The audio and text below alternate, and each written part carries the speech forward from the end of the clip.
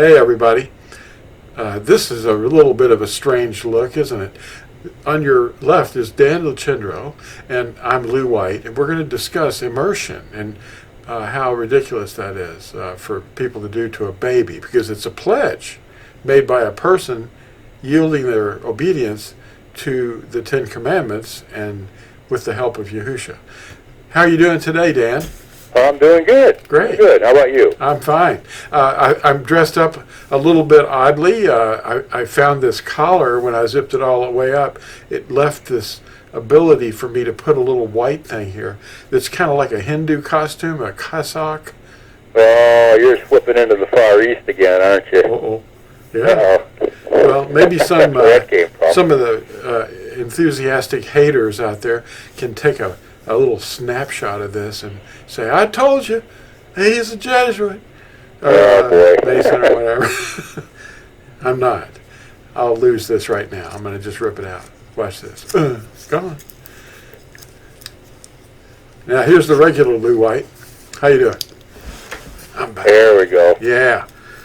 Well, so you want to read this new track that we were discussing. This is a lot of words, and you can download this from TorahZone.net and LambLegacyFoundation.com. But this is on immersion. I'm going to show them a picture of the cover here. And how it's Yahusha that is the one that you pledge to.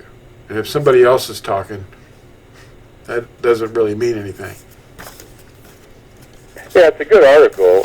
It's really there's a lot of information here. There's a lot more than you're going to hear anywhere else. So I just kind of highlighted some high points here. Would like to read them to you, and then we'll kind of get the gist of everything, and then we can go from there. Great. All right. We'll start with a question. All right. What does immersion in Yahusha's name do for us? Well, our immersion in water and calling on Yahusha for the forgiveness of our crimes against his eternal covenant seals us for the time when we put on immortality. We pledge our obedience. Now, I'm going to say that again. We pledge our obedience. We're sealed as his property so that in the day of the great distress, the reapers will keep us from harm because we know his name. Psalm 91. This is important. Our pledge to obey Yahusha is done in our own words, calling on his name for forgiveness. We believe his shed blood purchased our complete redemption.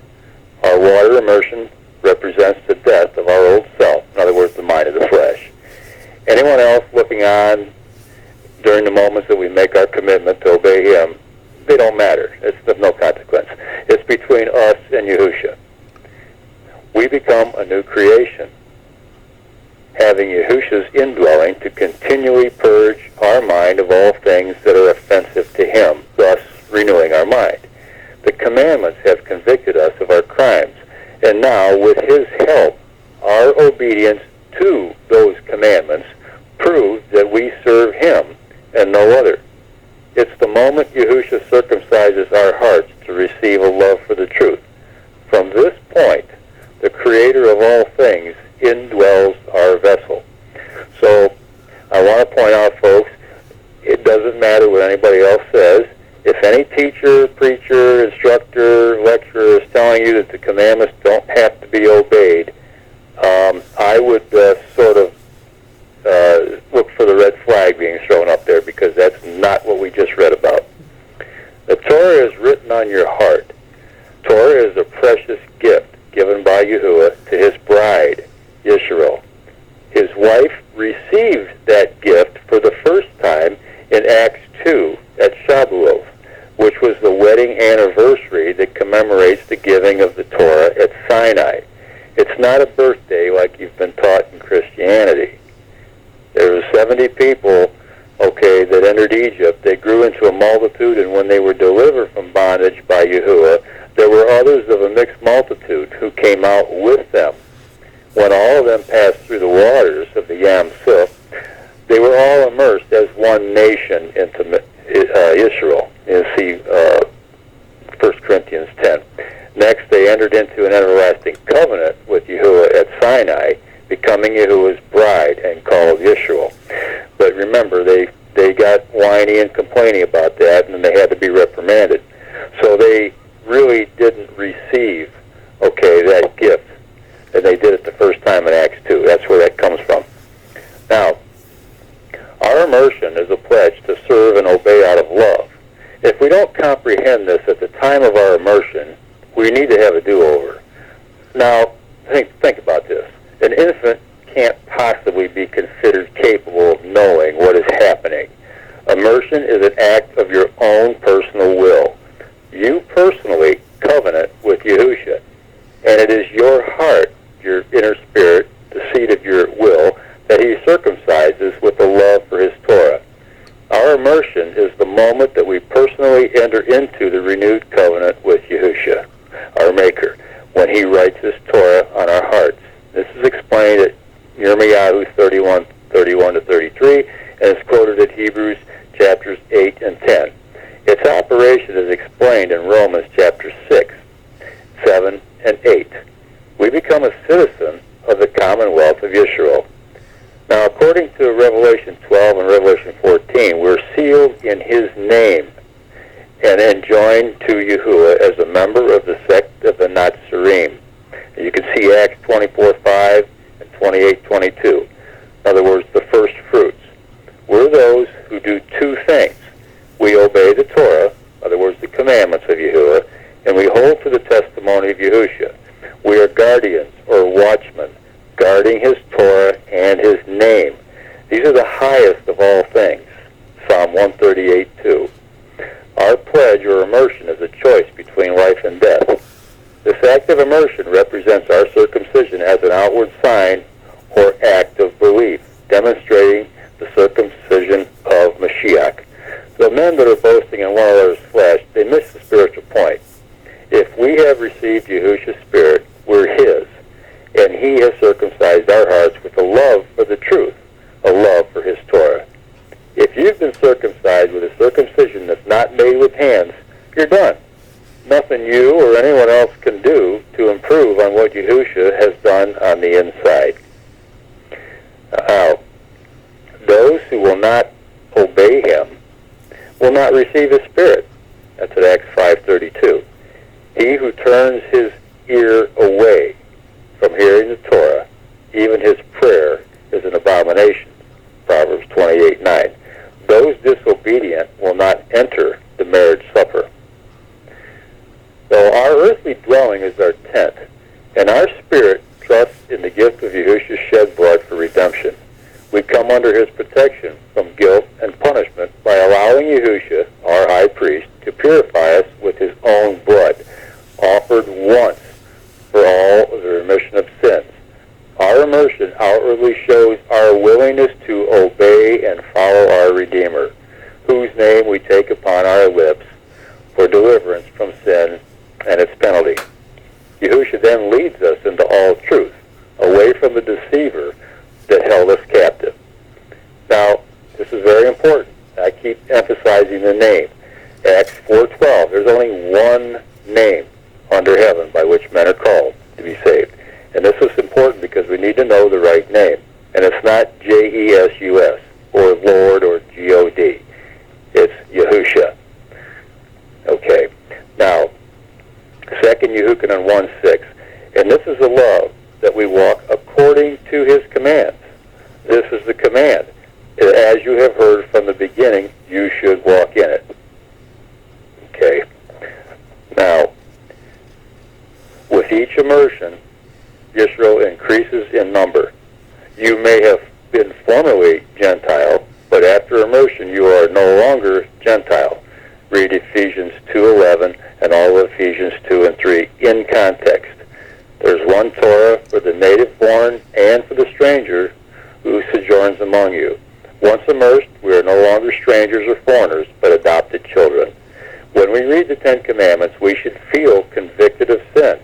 We then repent by choosing to live by them and enter the covenant by being immersed. We are a new recruit, awaiting orders. Your mission, should you choose to accept teach the name and the word. The world will self-destruct shortly. You won't. That's pretty good, Lou. That's very well read. It occurred to me while you were reading that most call on the Lord of hosts or the Lord this, the Lord that, but that's the name of the Canaanite deity as a proper noun. Lord was inserted, and I invite everybody to check your preface and see what the translators did to you. But Yashayahu, they call Isaiah, I think it's chapter 42, verse 8. He says, I am the Lord, in their translations. I am the Lord. That is my name. Well, it doesn't really say that, but how ridiculous does that sound? It sounds ridiculous. Yeah, that would be like you being the Lou and me being the Dan. Or whatever. They replaced his name in the text 6,823 times in the Tanakh. And they like it. They say, well, he knows, and he likes all these various languages.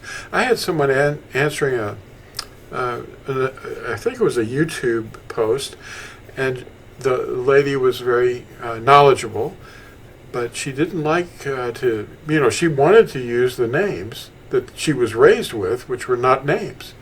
And she said that he likes the foreign languages, and he uses different languages to express his name, even though the name's not the same.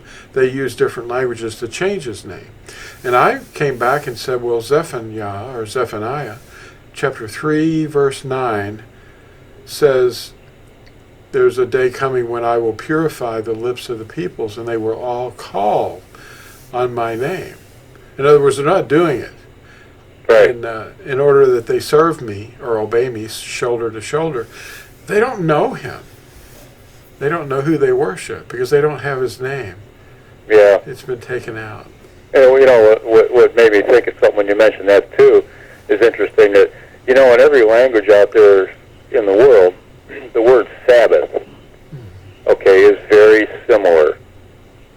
So, it makes me wonder, why.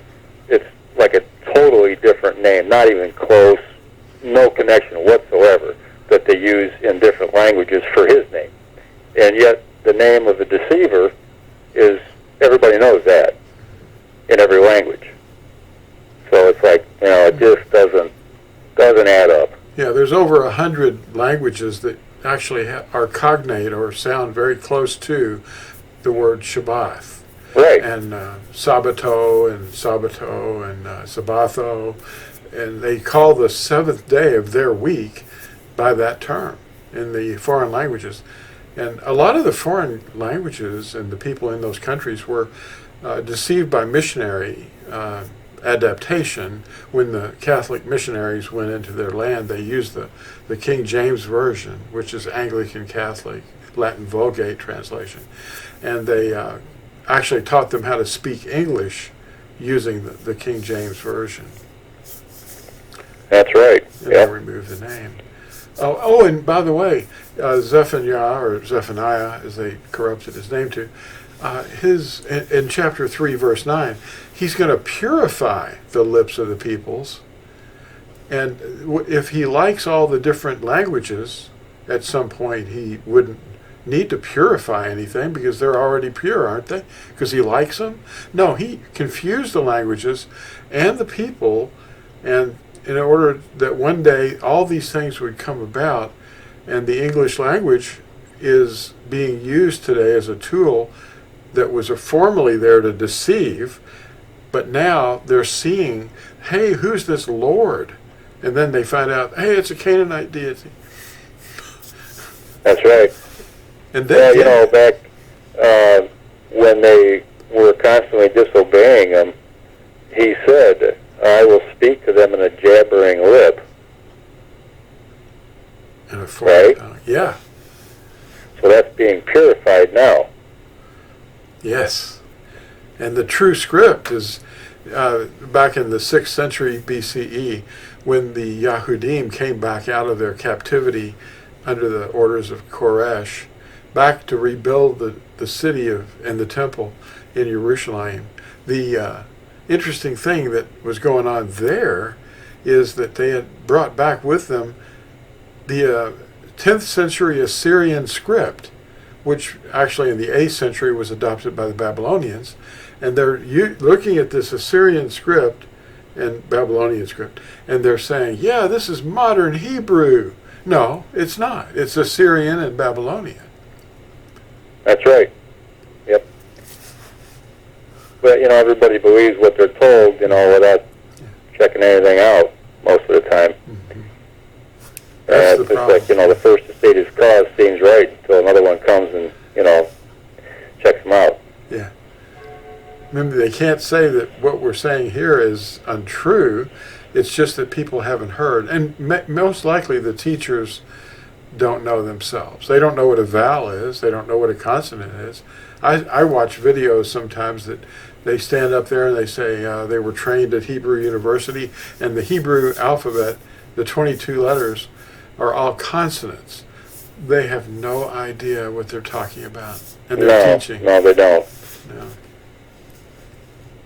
Yeah, there's just so much misinformation going on out there, and the bottom line is with everything is the person has to care enough to really want to get at the truth. Yeah. And they have to see the importance of that in their life, because, this is your eternal destiny here hanging in the balance. And if you just, fly by the seat of your pants and don't really care, oh, that's okay, I'm doing what I think is right and everything. Well, yeah, the people of old did what was right in their own eyes, too, and look where it got them. Yeah. And that's the same thing's going to happen again. There's a way. There's only one way. Mm-hmm. And it's available for everyone to find. We just have to have our eyes open and our ears open. That the door to eternity is right there in front of us, and we're not knocking on it. Yeah. It's someone on the other side that's knocking on that door, and it's up to us to open that door before we can't. Open the door and let him in. Be the bride. Obey the commandments. That's right. And you'll see the name. And then you'll be immersed, and you'll have an indwelling of his spirit to guide you into all truth, and you'll be restored to favor by your obedience that he gives to you. He gives you a love for the truth, and you walk in it. You walk. What did Yahusha say? Man does not live by bread alone, but by every word that proceeds from the mouth of Yahuwah. That's right. Yeah. Well done, good and faithful servant, or good and trustworthy servant would be a better way. We have these fruits of the Spirit. There's 9 of them. And they're not our fruits, but when they're in a person, when he's in them, we bear his fruits of love, joy, peace, patience, kindness, goodness, trustworthiness, gentleness, and self-control. Those are his fruits. Mm-hmm.